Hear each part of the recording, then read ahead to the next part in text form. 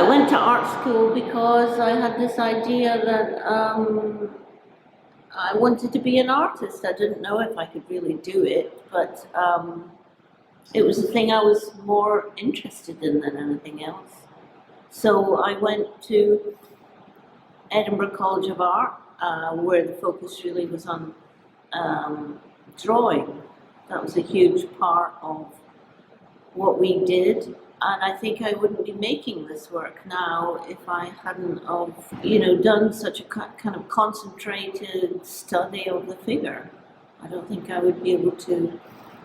I think I can invent because I know how it should look. I did a master's degree at Yale University School of Art, which was completely different in terms of the level of critical analysis was much greater. It was a much more competitive atmosphere. It was challenging. The focus was much more on painting. But I think some of the approaches I take to painting, I discovered there. When I left Yale, I could say that some of the paintings I did are closer to what I'm doing now than anything in between. After I left Yale, I actually moved into abstraction for some years and gradually introduced the figure again. I think over a long period my work's been evolving. I mean, there's some people sometimes I think it was all there at the start. I just couldn't sort of get to it,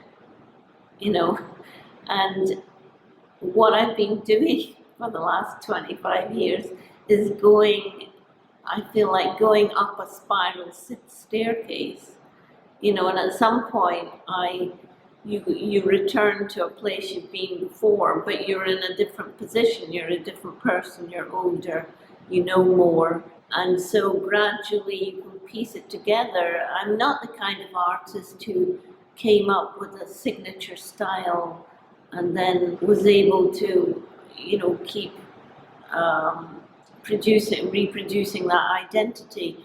I'm constantly looking to renew things.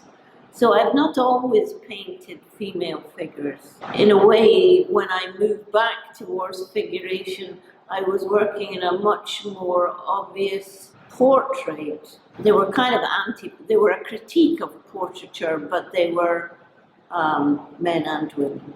My aim with this work was to make a body of work which had references to the past, but also seemed like something that was happening in the future. The work started with drawing. That's what I do. I probably spent 2.5 months last summer drawing. So drawing for me is like an engine. You fill that you've got to kind of feed it with fuel, and for me the fuel is the kind of invention that I can participate in with the drawing. I can work through ideas very fast, and I end up with a body of drawings which may not necessarily in themselves end up as paintings, but they give me some sort of direction to go in. And quite often things in the drawings do end up in the paintings, but maybe not in the same way as they are in the drawings, because a painting has to be much more physical. It's made of stuff in a way that a drawing it doesn't have the same physical property. Well, one of the ideas I formulated quite early on at Yale, there was a concentration on how to represent pictorial space. In other words, if you took the figure out, does what's left hold the painting together? And I think in these paintings you could take the figure out and you're still definitely somewhere that's believable. And so I think you can't have one without the other. You can't have a figure on its own. I think to me, the figure can only make sense if it's in the context of a space. which supports whatever activity the figure is involved in. I would say that I'm very consciously trying to challenge stereotypes of female representation in painting. I'm definitely trying to do that. It's not an accident. I do think carefully about the kind of things these women are wearing. I think if you think about the history of representation of women in painting, quite often they've been nude, and they have been painted from a male perspective, essentially for a male audience.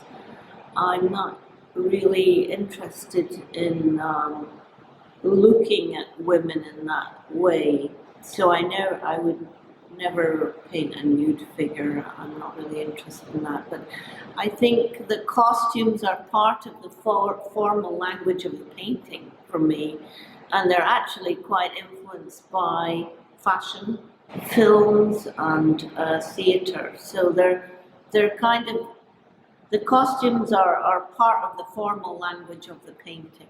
Well, one of the things I became known for was the huge range of influences on my work. In other words, I'm not just interested in looking at art history. A lot of my work's informed by popular culture. I'm interested in dance, particularly Pina Bausch, who formed the dance theatre of Wuppertal. I saw some performances of hers about 20 years ago, and I've never forgotten these performances because they were so compelling visually, and in a way it's taking me a long time to assimilate some of those ideas and to be able to bring them into painting in my own way. Well, I think the series of drawings of First People, which reference Adam and Eve, I think classical themes or historical themes have more resonance in times of crisis. And I think the world is in a huge upheaval at the moment, it seems to me. And I tried to reflect some of that in the work. I think the way people interpret the paintings is out of my control. I don't want to say that the painting should be read in this way or that way. I think that's not my business. Some people will think one thing, some people will think another. I think often for the artist, what you're thinking about when you're painting is it's a kind of more fundamental level of trying to make an image, trying to make a convincing image, and the reflection on what it might mean comes a long time afterwards, because when you're in the middle of it, you can't think that way. Personally, I find looking back quite difficult. I'm not that kind of artist. I feel I kind of want to keep my eyes to the front. So when I was asked to make this show, I didn't want to show previous work.